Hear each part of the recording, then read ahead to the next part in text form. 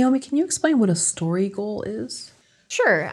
The way I use it is really just that it's that ultimate goal that your whole story is structured around. So it's the thing that your protagonist is trying to achieve in the story.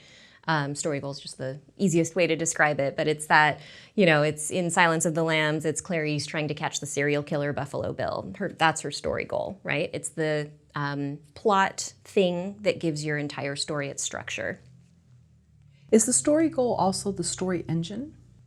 Well, the character's pursuit of that story goal, I think, is what creates the engine in the story, right? So the protagonist trying to achieve that thing, that's what drives the story forward. It's what moves the plot.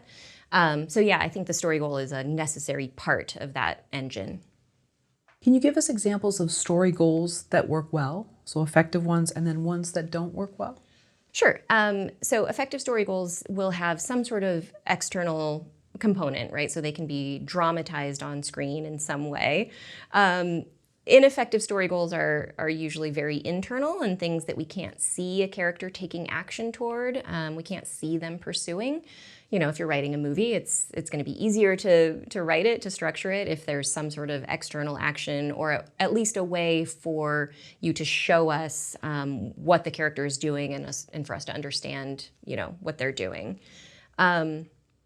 Let's see, another thing that makes a story goal effective is if it's difficult enough to achieve that it will take the whole movie to achieve, right? You don't want something so easy or so quick that it would be achieved in one scene or a couple of scenes, because you need it to be difficult enough that your character can attempt to achieve it over 100 minutes or whatever. And that difficulty can come from the goal itself can be difficult, or it can also come from there's just so much conflict in the way, right? That your character has a hard time achieving it because there's something or someone trying to stop them. Does that make sense? It does. So an internal goal is hard because we unless it's a novel, we can't really tell what's going on with the character. Yeah, and I think that, so something that's very internal would be hard for you would probably be difficult to show on screen, right? Unless you can find a way to dramatize it externally. I think the movie Short Term 12 is a good example of that. The story goal is, I think it's sort of twofold in that movie, but part of it is one of the things that the character is going through is trying to open up, right?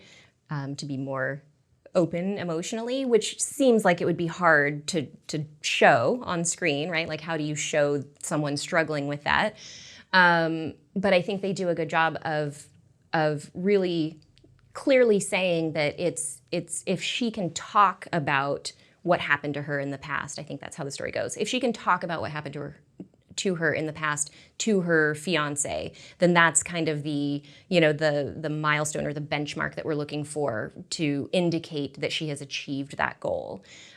So yeah, if it's a very internal thing, if you can find a way to indicate that it's being pursued and that it's been achieved, then you can, that's dramatizing it. You can make it and something that you can shape your movie around.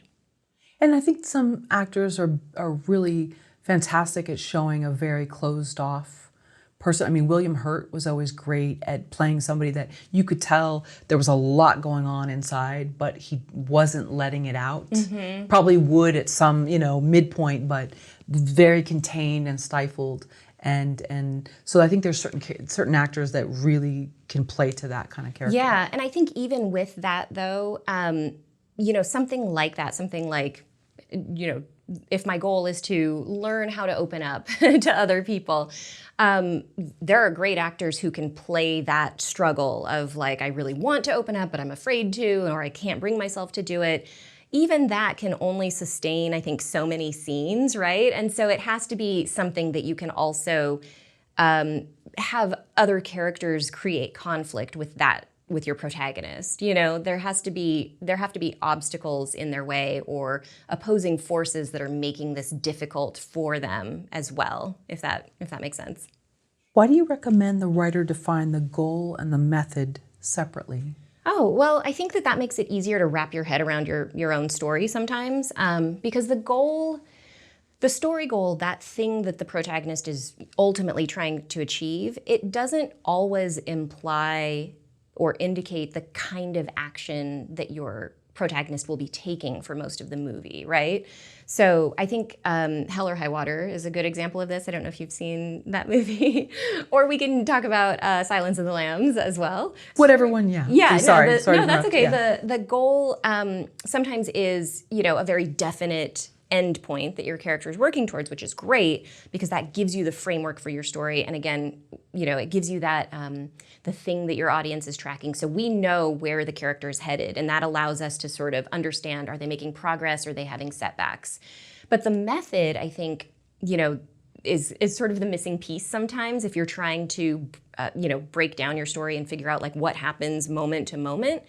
Because sometimes the method is different or not implied by the story goal itself. And then a lot of times the method is actually the entertaining thing about the story. It's like the thing that people want to see in the movie.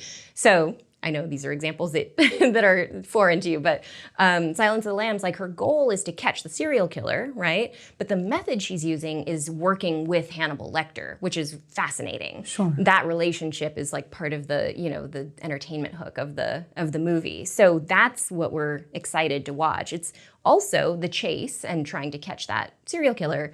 But the scenes that everyone remembers are the ones where she's dealing with Hannibal Lecter and sort of going toe-to-toe with him, mentally and matching wits with him. Right, and he's baiting her and kind of showing that he's got the upper hand. Right, basically. right. And he's pushing her in ways that other people don't push her and sort of forcing her to, figure out that she can handle it and she can do it and she can, catch the serial killer. It's a great relationship. Another example, Hell or High Water, just really quickly since I brought it up. His ultimate goal is to get I think it's $40,000 to the bank by such whatever the deadline is, right? Like that's the ultimate goal. That's what he's working towards over the course of the movie. But the method that he's using is he has a plan to rob a series of small town Texas banks, right? So that, again, that's like where the entertainment value comes from, whereas we're watching him pull off this carefully, planned series of bank heists in small Texas towns. That's entertaining. And that if you were writing that movie and you just knew, okay, this guy needs to get this money to the bank on time, that gives you the sort of big picture framework, but it's helpful for you, the writer, to figure out like, okay, but what's the method? What's the more specific method that he's using to do that?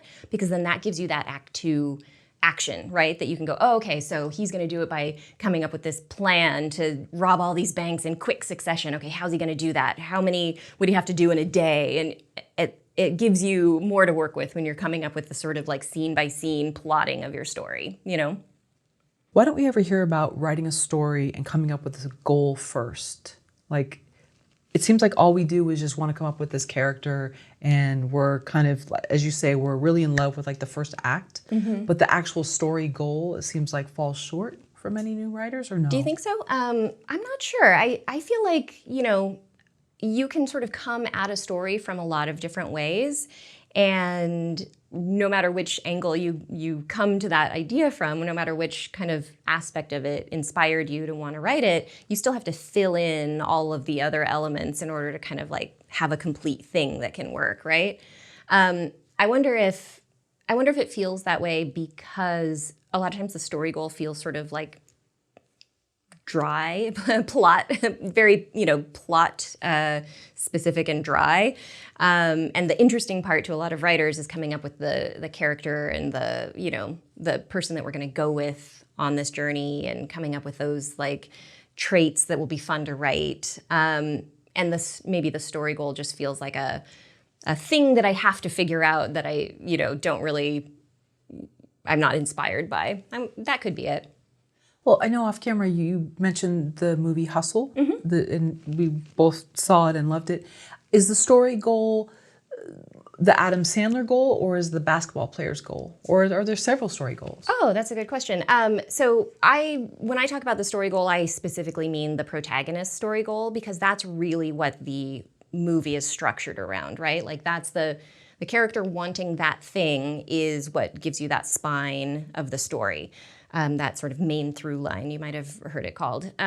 So I would call the story goal in that movie Adam Sandler's goal, which if I were going to articulate it, I'm not sure I remember all the details of it, but it was like to have this basketball player be picked up, I'm not a sports person, be picked up by a team, right? Does that sound right? Yeah, I think it was, if I remember correctly, was he scouting out other players and nothing was panning out? Either somebody was too old or whatever. Yeah. And then he sees this guy at like a street game, if I remember. Yeah. And so it's kind of like this unexpected, he gets his wish and now he's got to convince this guy to come to the States. Yeah, so if we were going to kind of like, look at that from the 40,000-foot view of the big picture of the story, like his story goal is the thing he's trying to achieve by the end of it. And in that story, I would say that story goal is formed after he meets that guy, right? So he is sort of down on his luck. He feels like he's got one last chance to kind of make his career happen. We're talking about the Adam Sandler character. Sure. Unexpectedly, he sees this amazing miracle of a player and he's like, that's my chance. If I can get that guy a deal, and I think initially it's a deal with the team that he works for and then they kind of go out on their own or something like that, right? But if I can get that guy a deal, then basically my career will be saved. So that becomes his, and again, I wish I remembered all the details of that story, but I think that that's kind of it. That becomes his story goal then. That's the thing that he's working towards for the rest of the movie. So the story goal isn't something that the character starts the movie with. It's formed in Act 1. So they, start the story sort of in their normal world or their ordinary world or whatever, and somewhere along the way in Act 1, they form this story goal that is the thing that drives the rest of the movie. So then pursuing that goal across Act 2 and into Act 3 and then resolving it in Act 3, that's the rest of your movie. Right, and if I remember correctly, I think his back is against the wall because was the initial coach or owner of the team like a mentor, and then the dynamic changes and now there's a new person at the helm. Yeah. And he's and he's not really fitting in well. Yeah, so that's part of the setup, that Ben Foster character. He becomes the team owner, I think, or something like that.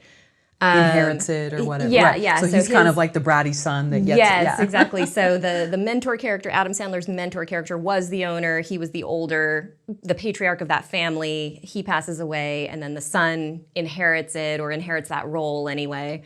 And he and Adam Sandler don't get along, so then that, like you said, it puts Adam Sandler's back up against the wall. And so then, that's when he's sort of in a tough place where he has, okay, I have one more chance. I've got one more chance to sort of save my career, otherwise I'm done, because those circumstances have changed. And then that's when he sees the basketball player and forms that story goal.